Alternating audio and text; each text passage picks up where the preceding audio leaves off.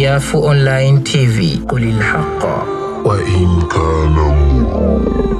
Aisee, wanawake, hebu leo tuongee uhalisia, tuambizane ukweli bila kufichana. Pashmina mnazozikimbilia siku hizi zimekuwa kama fashion ya kulazimisha mateso. Yaani sasa hivi mwanamke anapambana, anagombana, anamfanya mumewe ateseke ndani ya nyumba kwa sababu mwanamke anataka pashmina. Mwanamke huyu hajali hali ya mume wake iko vipi, hajali. Mwanamume unamkaba, unambana, nataka hili, sio nataka hichi, na vitu vyote ambavyo unavitaka ni vya kijinga. Pashmina nini? Ina maana wewe umekosa nguo mpaka utake pashmina? Yanauzwa sio 1.5 laki, 2.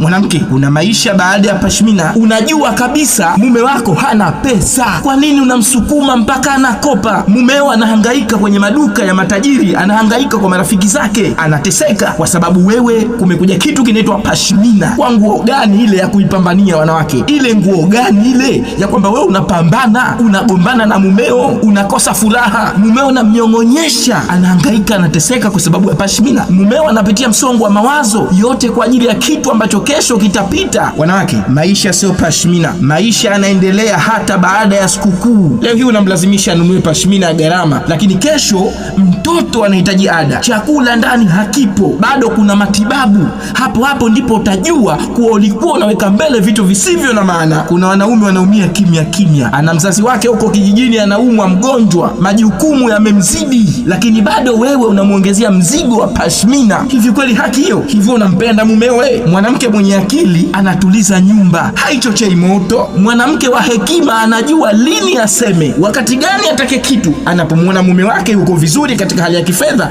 ndipo mwanamke mwenye adabu anaanza kusema kwamba mume wangu nataka kitu fulani, kwa sababu anajua mumewe pesa kwa wakati ule anao. Pashmina kwa nguo gani zile? Maturubali yale, si mazulia. Usikubali kushindana na marafiki zako, mtoto wa kike, mpaka unaharibu ndoa yako. Huyo unaimuiga hujui anapitia nini. Wewe linda heshima ya nyumba yako, usiharibu heshima ya nyumba yako kwa sababu ya mazulia ya Kituruki yalokuja leo, yanauzwa 200,000 sio 1.5. Ridhika. Kama haipo vumilia, kama lipo lichukue. Maana mwanaume akivunjika moyo, nyumba nzima inatikisika. Tuache pressure za kipumbavu, tuishi kwa akili. Muonee huruma waume zenu, wapuuzi nye. Acheni kubabaika na tamaa za ovyo. Mwisho napenda kuambia kwamba pashmina inaweza kusubiri, lakini familia haiwezi kusubiri. Ukikosa pashmina utaishi na utaendelea, utavaa kilichopo. Lakini vipi familia inaweza ikakaa ikaacha mahitaji yake eti subiri ununuliwe pashmina? Linakupeleka wapi?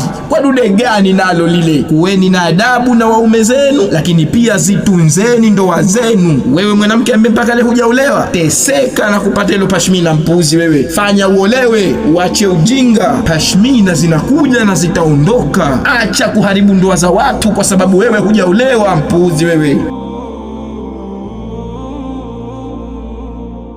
Siafu Online TV, kulil haqqa wa in kana.